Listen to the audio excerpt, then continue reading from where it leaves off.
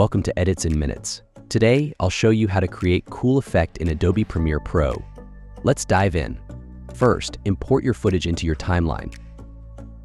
Then, go to the spot where the jump happens. From this point, a picture is needed, and you can export this exact frame as a picture. Choose the place where the export goes and click OK.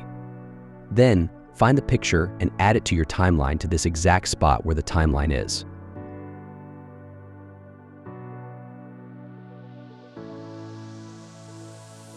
Head over to the Effect controls.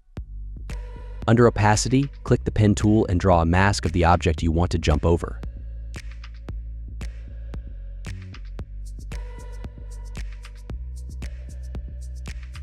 Preview the video from the start. And that's it. This is how you create a cool effect in Adobe Premiere Pro. Thanks for watching and happy editing.